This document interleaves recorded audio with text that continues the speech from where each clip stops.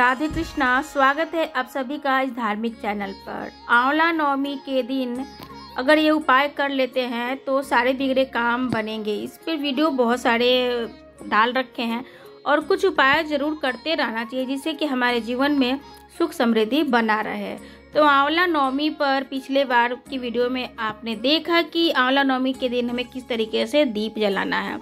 आज जानते हैं कि आंवला नवमी पर अगर आप व्रत न भी रख सके हैं तो आंवला नवमी के दिन दोपहर के 12 बजे से पहले आंवले की पेड़ की नीचे की जो मिट्टी होती है यानी छाल होता है उसको उतार कर अपने पल्लू में लेकर लाल रंग के कपड़े में बांध कर उसको अपने पैसे रखने का स्थान पर अगर हम रखेंगे तो अक्षय लक्ष्मी प्राप्त होगी, यानी कि हमेशा चिरंजीव लक्ष्मी रहेगी। तो इस चीज़ों को आप ध्यान रखें कि आंवला नवमी के दिन जब हम लोग सुबह पूजा करने जाते हैं एक घी का दीपक लगाएंगे और उसके पास परिक्रमा करेंगे। परिक्रमा करने के बाद झोली फैलाकर एकदम बिल्कुल मिट्टी से जो चिपका हुआ जहाँ से वृक्ष चालू हुआ है वहाँ से आपको वो थोड़ा सा छाल अपने अंगूठा और रिंग फिंगर से उठाकर अपने आंचल में रख लेना है और उसको अपने घर पर ले आना है। तो ये एक उपाय ज़रूर आप कीजिएगा, हम भी करेंगे। पिछले बार भी हमने किया था और बहुत अच्छा रिजल्ट इसका मिला था।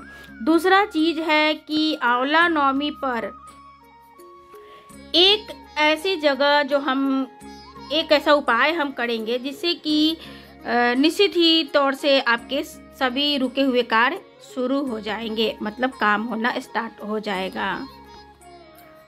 तो वो उपाय क्या है? हमने ये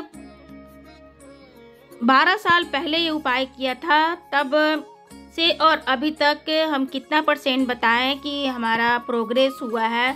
मतलब मानो अगर हमारे पास 1 रुपये की महीने की सैलरी होगी तो आज हमारे पास वो 80 रुपये की महीने की सैलरी है। इसी से आप समझ जाइएगा। तो ये उपाय आप ज़रूर कीजिएगा। तो उस दिन से आप शुरू कीजिए और उसको कंटिन्यू आप अपने साथ इसको कीजिए। महाराज जी जैसे बताते हैं कि आप इस दिन करें, तो करना क्या है? आंवला नवमी के दिन सुबह में पूजा करने के लिए तो आप जाएं और ये पहला वाला उपाय कीजिए। साथ में ही एक उपाय है कि जब हम शाम को भी फिर दीपक लगाने मंदिर जाते हैं तो वहाँ पे आंवले का वृक्ष होता है, तो वहाँ पे हमें पूजा करना है।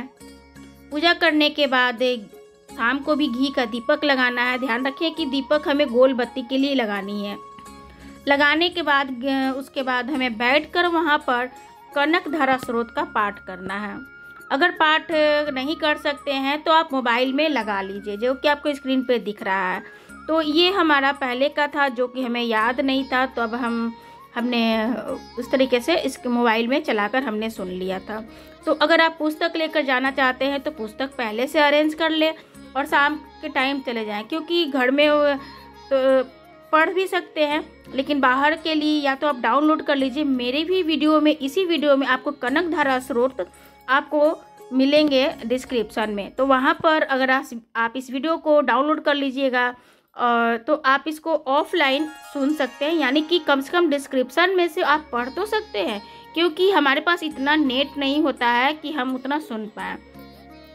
तो आप इस वीडियो को सेव कर लीजिएगा, डाउनलोड कर लीजिएगा, जिससे कि आप डिस्क्रिप्शन में पढ़ लीजिए कि कनक धारा स्रोत का पाठ बहुत बढ़िया होता है। सुनने से ज़्यादा अच्छा होता है कि पढ़ना। उसमें लिखा हुआ है कनक धारा स्रोत की, मैं 2 लाइन आपको बता देती हूँ कि मैं दीनहीन में अग्रणी हूँ, यानी सबसे ज़्यादा दीनहीन मैं ही हूँ। हे माँ, मुझे तुम सौभाग्य दो, अतः मैं आपकी करुणा की स्वाभाविक पात्र हूँ, क्योंकि मेरे जितना गरीब दीन दुखिया कोई नहीं है। तो मुझ पर आप अपनी करुणा दृष्टि कीजिए। इस शब्द का उसमें इतना बढ़िया से वर्णन किया हुआ है, जो अगर आप संध्या के टाइम बोलते हैं तो निश्चित ही रूप से माँ लक्ष्मी आपकी इस करुणा वाला प्रार्थना प्रसन्न होकर स्वीकार करेंगी और आपको धन धान्य से भर देंगी। 1 साल तक आप कर देखिए। हमने शुरू किया था शुक्रवार और सोमवार को पढ़ना इस कनक धारा स्रोत को, लेकिन आप चाहे तो डेली भी पढ़ सकती हैं। स्टार्ट कीजिए आप शुक्रवार सोमवार से। आप पहले नवमी पे पढ़ लें, उसके बाद आप इसे कंटिन्यू कर लें।